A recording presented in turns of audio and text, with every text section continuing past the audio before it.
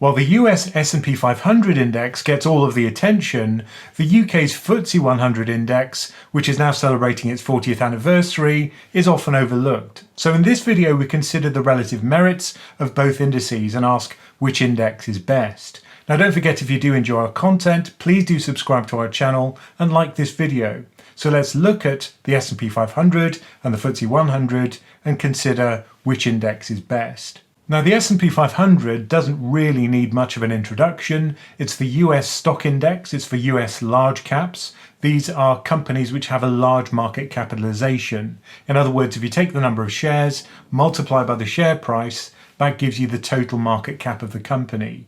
And the individual shares inside the index are weighted according to their market capitalization. So companies like Apple have a really large weight in the index. And overall, that S&P 500 index covers about 80% of the total market cap of US listed stocks. The FTSE 100 index is another market cap weighted index, but in this case it's for UK stocks. So these are stocks which are listed on UK exchanges. And this is another large cap index. It just looks at the largest stocks listed in the UK. Now these are managed by two separate companies, so Standard & Poor's Global Indices manages the S&P 500 and FTSE Russell manages and publishes the FTSE 100. And just in case you're not aware of the distinction, the index is something which is published by an index company, and then multiple asset management companies can then pay a subscription to that index company in order to receive the weights of the index, and then their job is to copy the index. And so if you want to actually buy an index, you can't. You have to buy one of the trackers, passive trackers of those indices. So for example, the S&P 500 index has multiple funds which track it. For example, that would include the Spider Fund, SPY, from State Street, but also the huge Vanguard S&P 500 tracker with a ticker VOO. Now the S&P 500 is part of a family of indices for US stocks. And these can be broken down into the S&P 500, so this contains the 1 to 500th largest US companies. There are also some filters based on eligibility. You have to be profitable, for example, to be considered for the S&P 500. But then as we work our way down the size of companies, we get to the S&P 400. Now this is a mid-cap index. In other words, these aren't large caps, they're not small caps, they're kind of in between. And then finally we get to the S&P 600, which is US small caps. Now there's also an index which includes all three of those groupings, and that's the S&P 1500 Composite Index. Now about 80% of US market cap is captured by the S&P 500 because it contains the biggest stocks. The weightings for the big stocks tend to be very dominant. The FTSE 100 is also part of a larger family of indices for UK stocks. In this case, the FTSE 100 is the 100 largest stocks by market cap. Then we get to the FTSE 250, which is mid caps, and then we get to the FTSE small cap index. If we combine the FTSE 100 and the FTSE 250, we get the FTSE 350 index. And there's also an index of all three of those groupings, the FTSE 100, 250 and small cap, and that's called the FTSE All Share Index. And again, what you find is that some of these indices have multiple funds which track them. But for today, we're going to be focusing on those two large cap indices, the S&P 500 for the US and the FTSE 100 for the UK. Now I said this is a US index and a UK index, but there are questions about whether these are domestic or not. For example, if we look at the top 10 stocks for the UK, notice how many of these are multinational companies. For example, number 1 is Shell plc, and that's a multinational oil company. AstraZeneca is a multinational pharmaceutical company. And HSBC is very much a global bank. If you really want to assess whether a company is a multinational, just look at the sources of revenue broken down by country. For example, if we do that with Shell, you'll notice that very little of the revenue actually comes from the UK. It's only 13% of their revenue from 2022. Similarly, if we look at AstraZeneca, only 7% of its revenue comes from the UK. And if we did this for the rest of that top 10 list for the FTSE 100, we'd see a very similar pattern. Now, FTSE Russell, which maintains the FTSE family of indices, has actually done an analysis for the entire index, for the FTSE 100, the large cap index, but also for the FTSE 250 mid cap index. And what's quite surprising for many people is just how much of that revenue comes from abroad. In the case of the FTSE 100, it's around 80% at the moment.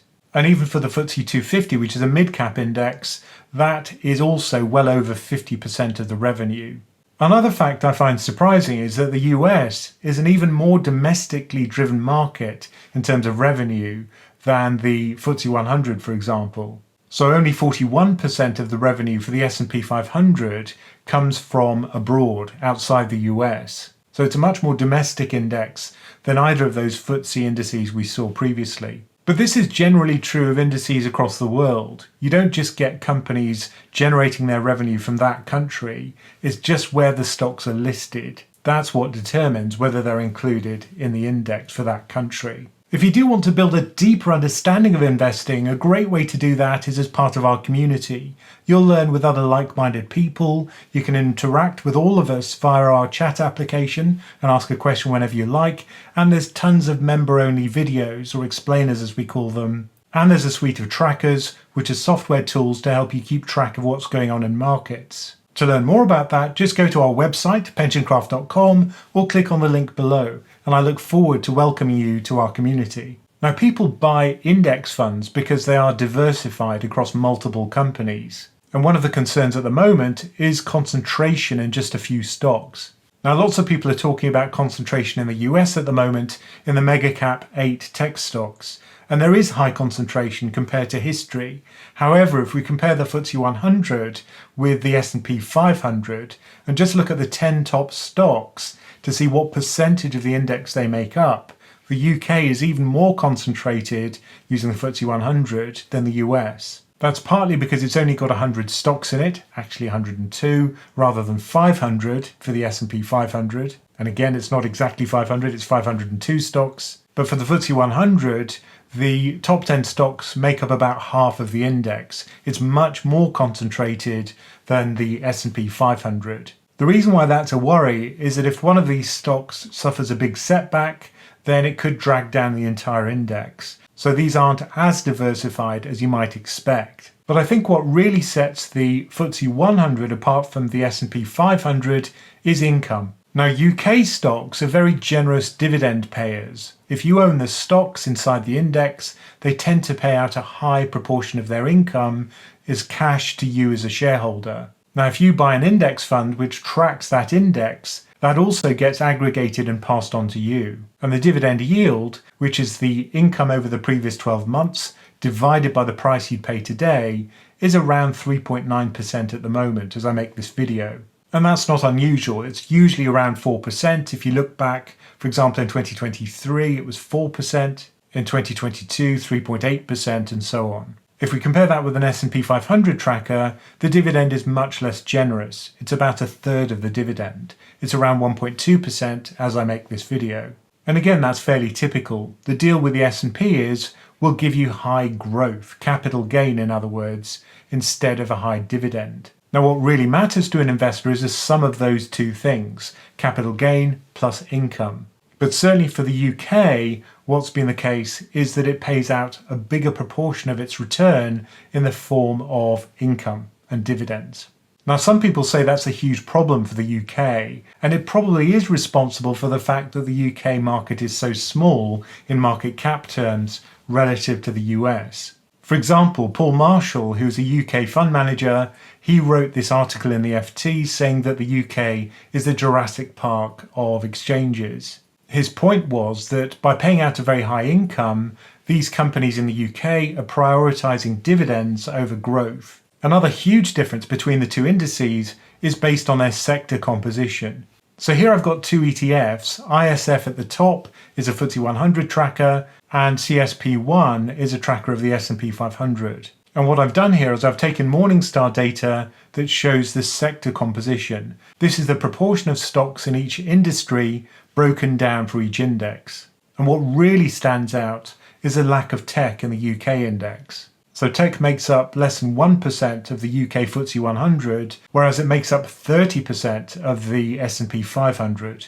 And because the S&P 500 is such a large proportion of global indices, that makes the UK the odd man out, the really bizarre index in terms of sector composition. To make that distinction clearer, I've looked at the sector differences between those two indices in this graph. And you can see that huge difference in tech right at the top here. There are about 30 percentage points difference because the UK has almost no tech and the US has lots. But communication services is also larger in the US than it is for the UK, possibly because it contains mega caps like Alphabet, for example, whereas the UK has a much higher weighting for things like defensive stocks, but also energy stocks and basic materials. So lots of miners, oil companies, and things which you have to buy, things like supermarkets, for example. This is also the reason behind the UK's underperformance over the last decade or so, which is that the huge success story in global markets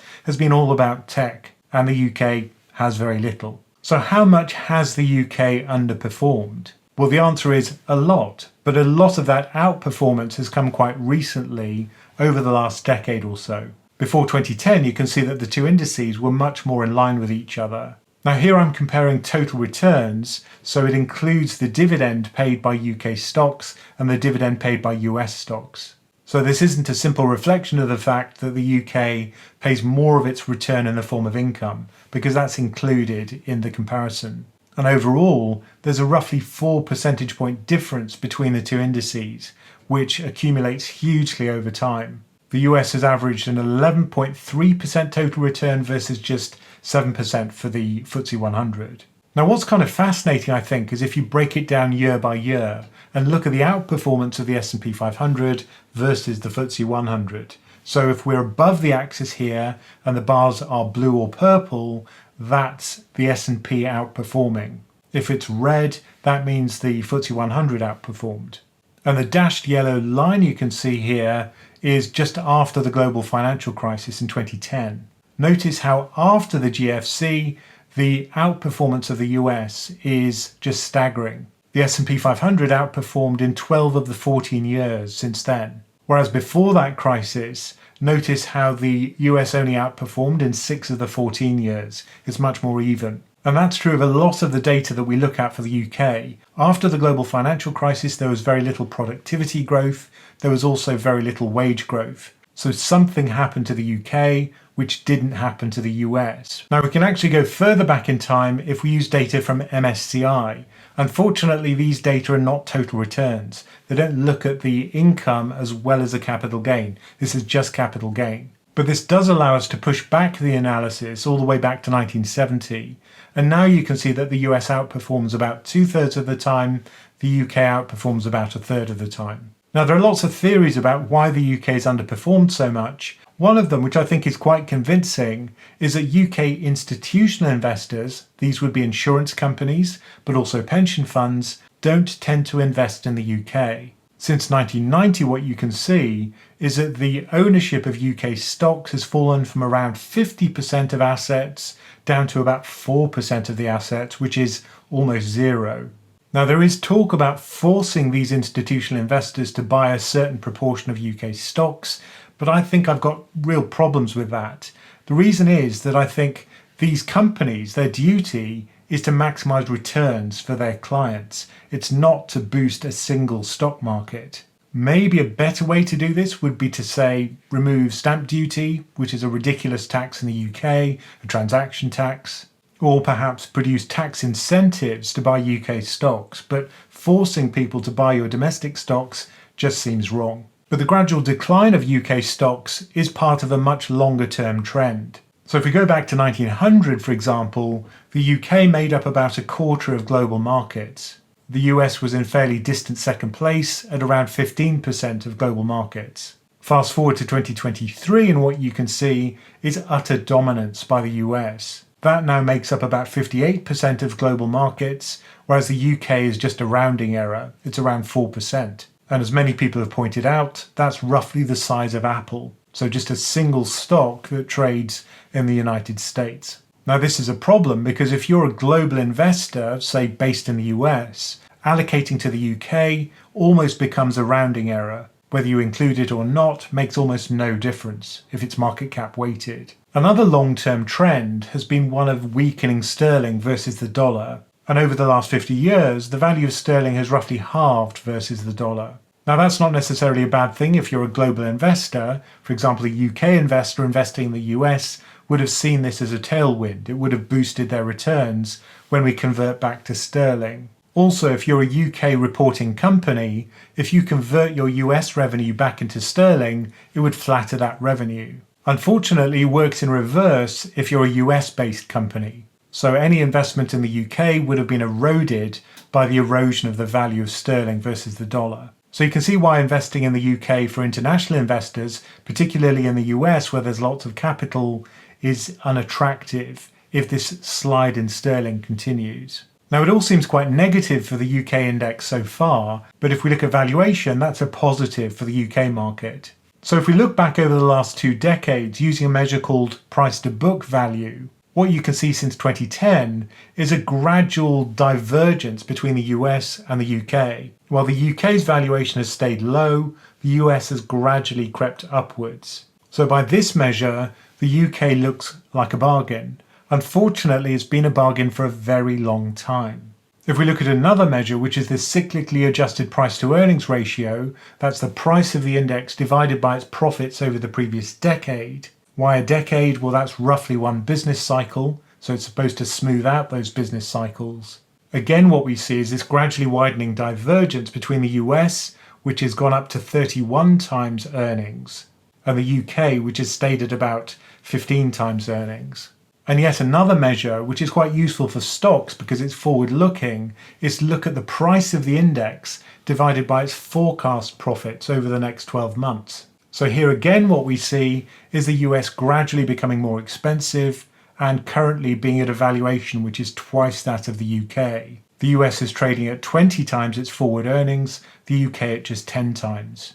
So if you are a contrarian and you believe some kind of catalyst is just around the corner for the UK, then this could be an interesting opportunity. So what would it take for the FTSE 100 to really shine relative to the S&P 500? We could call this FTSE 100topia.